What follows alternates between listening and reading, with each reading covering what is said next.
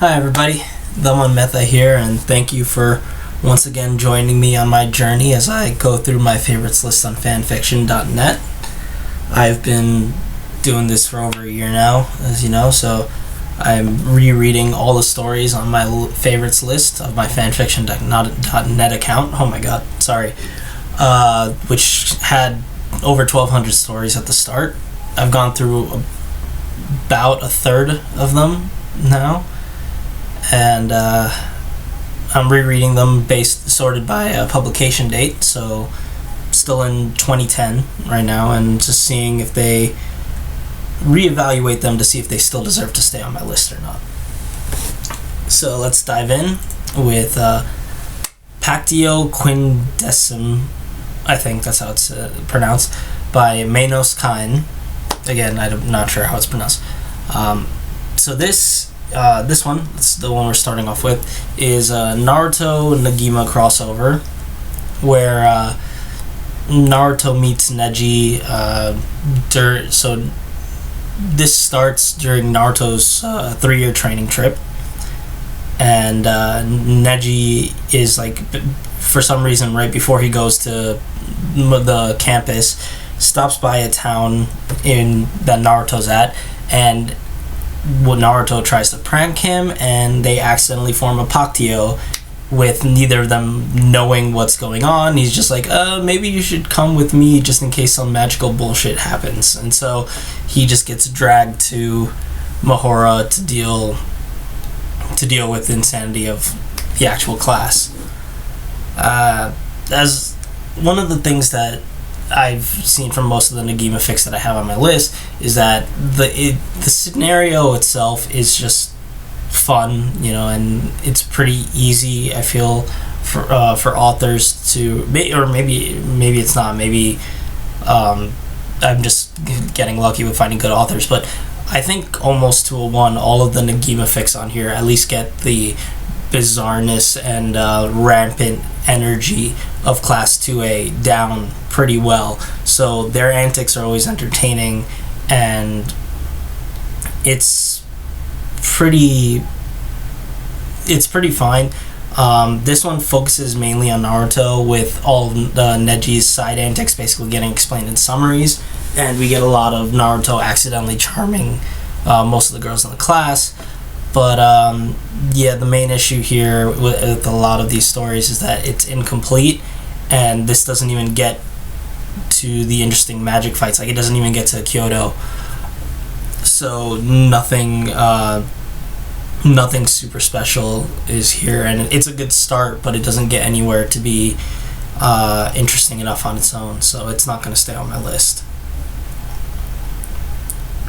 Next is Harry Potter Superhero by ckil, I guess. And this is another story where Harry finds comic books and decides he wants to become a superhero because, hey, he's got some superpowers, let's do it.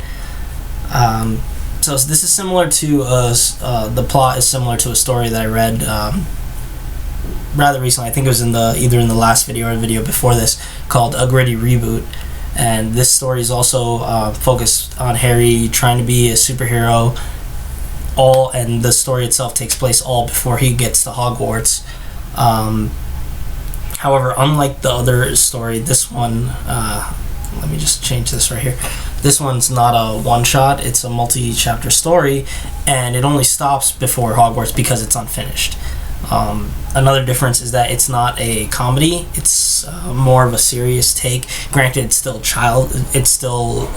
more serious from Harry's still childlike mindset, but it is like him actually trying to be a superhero, not everything just getting played up for laughs like A Gritty Reboot was.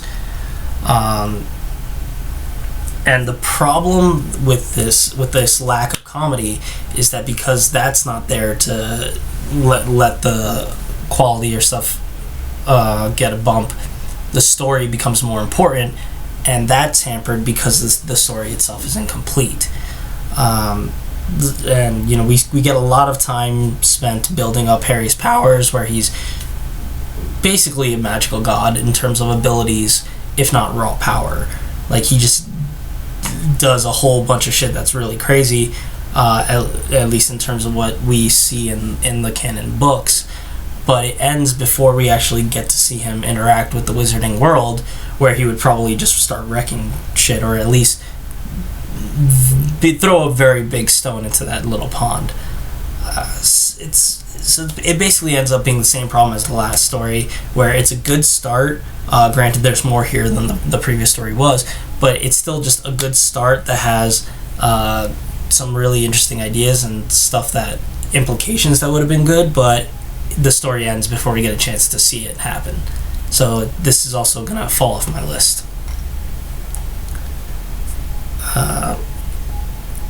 Alright,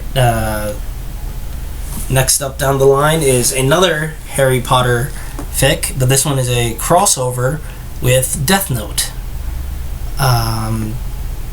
So yeah, this basically so it starts with Harry after Kennen and everything, and he's basically just started pulling away from his friends, jumps through the veil, and then ends up in an alternate universe, which is the Death Note universe. But this takes place before Light and everything is happening. I couldn't really figure out an exact time frame of when it takes place, but it's before all that. And Harry also ends up de-aged back to the age of like 10 years old. And he then befriends someone who gets murdered and becomes swept into L's home for genius replacement detectives. Yeah. There's like a mystery like tone and dynamic in play throughout the whole story, with like 4 or 5 different sides, I guess you could say, each trying to figure out somebody's deal. Mainly, most of them are pointed at Harry, whereas Harry is mainly trying to figure out everybody else's. Yeah, and there's also the fact that the person who murdered his friend is still out on the loose. That adds a bit of tension, but the problem again is because the story is incomplete, we don't get it. Not only does it not come to fruition completely, but again, we only get the beginnings of the setups to a lot of the mysteries, and just see, like, hell, I think the last chapter just ends with like one of the factions essentially figuring out a clue that could be a big reveal, could at least lead to a big reveal scene or something like that. But it just pretty much stops. And I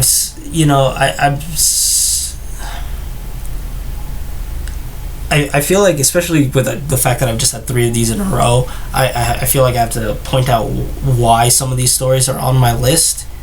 And I remember before I've said I don't know why is this there, and like I can see now why, where these stories were probably added to this list as I found them, and most of these were like, especially now, because this is when at least a few years after I started reading. So I probably found these and I thought, okay, this is really interesting. I can't wait to see where this goes, so I'm going to favorite it so I know whenever it updates, even though that wasn't really super necessary since I follow all these things anyway in a different way.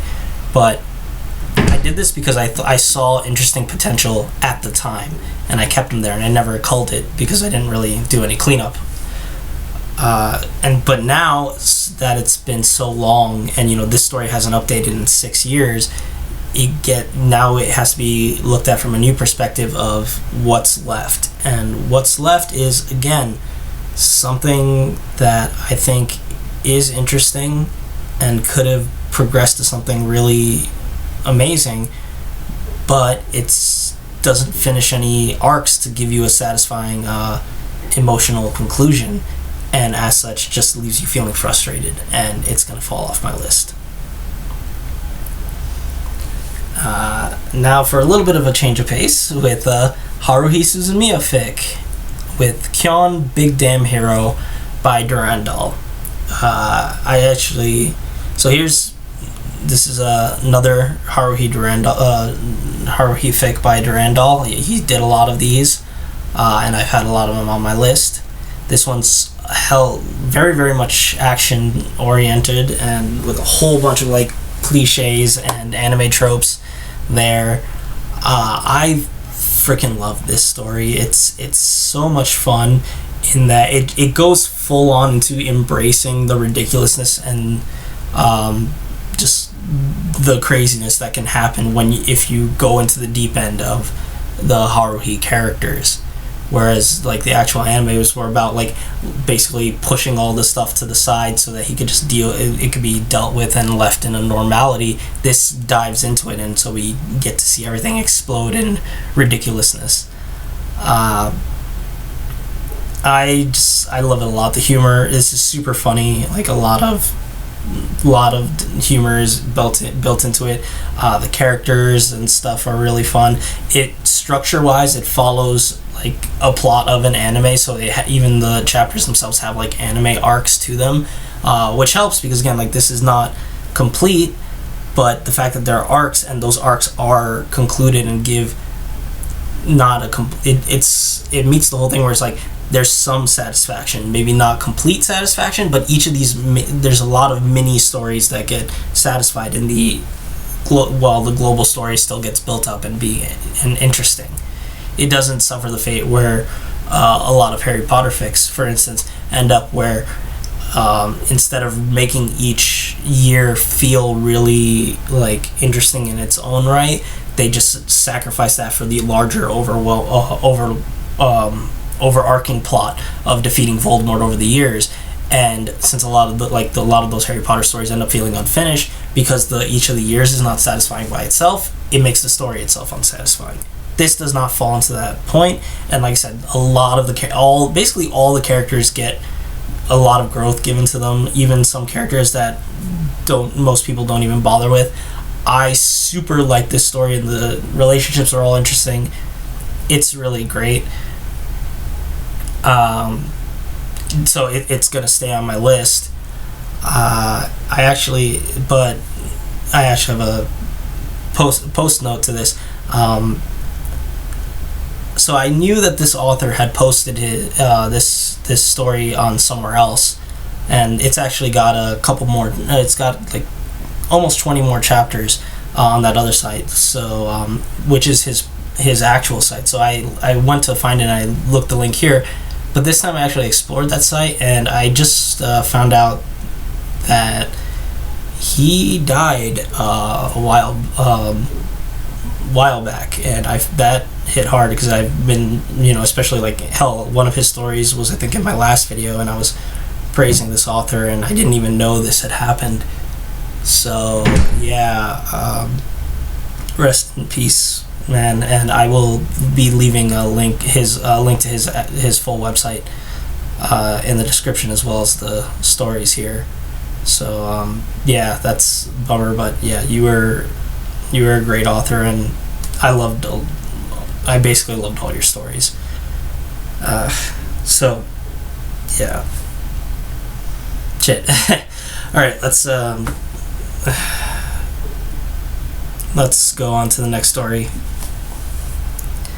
The next story is Of Wands and Kunai by Womgi.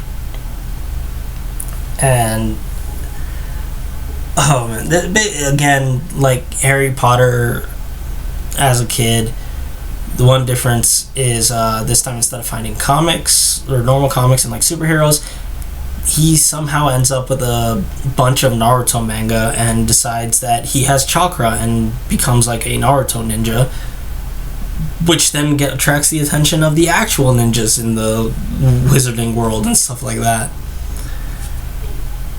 It's odd. This is so yeah, there's a bit of comedy sprinkled throughout this story, mainly in how Harry interacts with other people, the various factions that don't know how to deal with him.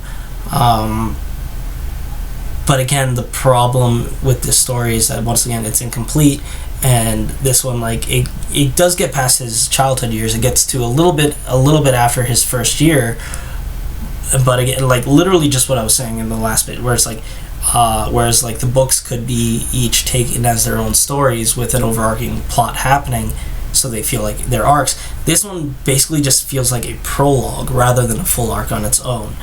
And while Harry's interactions with the other ninjas and Hermione especially are fun and interesting, most of this is just build up and doesn't really give any satisfying payoff. So while I did enjoy it a little, I don't think I'd look for this story again, and it's gonna fall off my list.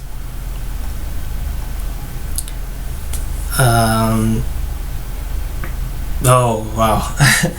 So this is another Naruto Negima fic. Next fic is Legend on Campus by the first Kitsukage. So the base plot of this is Naruto has canon events happen and then ends up getting sealed away for like 10,000 years and waking up underneath the World Tree at the start of Negima. So I forgot that this was here for this video. So everything I said about Pactio, the first story in this video, Pactio Quindecim, this is not that. So, like I said, most Negima fics have been really easy to write. Yeah, this one was not. It's just not very good. Like, this dialogue was super clunky. It felt super clunky. The structure of the chapters felt really weird. It has the same problem where it's unfinished and it didn't get very far. I think somebody else actually did pick up on this and move forward, but I didn't care enough to go find it. I just didn't care for this. Like the writing and stuff didn't make me interested. It just seemed to jump in really odd ways, and the funny bits, even the stuff that was meant to be funny and stuff, didn't seem to hit well. Kind of like when somebody tries to tell a joke but has to interrupt themselves to give you some information that would make the punchline actually hit or something. It feels sort of like that, except he never does interrupt himself, so it's just like a joke missing a line that would actually make the punchline hit. I think that's the best way I can describe this story, where that was just constantly happening for the comedy bits, and the structure of it is just really jarring and didn't seem to flow very well. I just didn't like this. It's really easy to skip this one. It's gonna fall off my list. Alright, and the last story for this video is For Every Soul by Sam Jazz. And this is a sequel story to Persona 3 Fairly English story, as well as a Persona 4 story that I actually had not read. And this takes place, I think 6 years after... I'm not sure if it takes 6 years after P3 or P4. But it takes place after 6 years later, and now there's a new threat that has come here, which requires all the Persona users to work together and defeat it. So there's a bunch of problems with this story when I come back to it. One of them is obviously that it's incomplete. That's, as I've said before multiple times, that is usually a big issue. And this is again in the similar vein where this is very much just hell. I think we only see the big bad has just revealed itself in a sense in the last chapter of the story, and the team has just gotten together and stuff. But we still don't know the big bad's plan or anything like that. So it's very much just the first act of a thing, but it's not a satisfying conclusion arc. And the other big problem that takes up a lot of space in this story is that a huge amount of it, huge sections, are basically just spent sucking Minato's dick the whole time. For those of you who don't know the Persona games, Minato is one of the names of the Persona 3 main character, the male protagonist of Persona 3. And that's the one that I use, and it's Arasado Minato. And I love Persona 3. Persona 3 is one of my favorite games of all time, and I like Minato as a character. But goddamn, so much of this story is just oh my god, he just spent saying he's such a badass, he could do all this, or he's gonna do everything. If it doesn't even matter if he comes down, shit's fucked, but he'll just save the day in an instant like that. And it's just okay, I get it, but it's god damn, you spent so much time doing this. and that's just kind of ridiculous. The rest of the story is either spent, there's like fights that are either super long and protracted. Like, I think there's 2 chapters with when they like just first meet up against like essentially a shadow that does the same thing that the final boss of Persona 3 does, where it goes through like 20 different phases. Either that, or they're super short but bloody against normal people with like a bunch of guns and stuff like that. There's a few moments in here of levity. Like, there's a moment where like all the people are playing the King's game with each other and like trying to have a little fun, and yet at the same time you have some people who are just assholes and like pushing stuff forward and ruining the jokey atmosphere the entire time. It's basically like all of the characters feel really tired, and not in the sense like they're boring or cliched, though they could be to a certain extent. More like they're just like weary. They're like, oh, I've done so much shit and now I have to come back and do this again, and what the fuck is your problem? It's like it's that kind of thing, and it makes reading this a little uncomfortable and unpleasant. Unpleasant is the way, not uncomfortable, because it's not like skeevy or like, you know, like, oh my god, what the hell, that's really weird. Like, it's just like all the characters are like super bitter, super jaded, and annoyed with each other, and I don't want to spend time with these people. Like, I'm not enjoying this, and I wasn't like really interested in following their actions. You know, the story's not terrible. I still think the original is really good. The Persona 3 Fairly English story is good, but this is not something I'd come back to, and it's gonna fall off my list. Alright, that is it for this video. Thank you all so much for watching. If you like this video, please leave a like or a comment. Like I said, links to all these stories are going to be in the description, as well as Durandal's personal website that I will be linking, which you can see all of it on his website. He has links to all his fics stored there, so you can also check them out. And yeah, please do. He's a great author, and you know, hope he rests in peace. If you want to keep up to date to when I post these videos, please subscribe. Otherwise, thank you so much for watching, and I will see you all in the next video. Bye.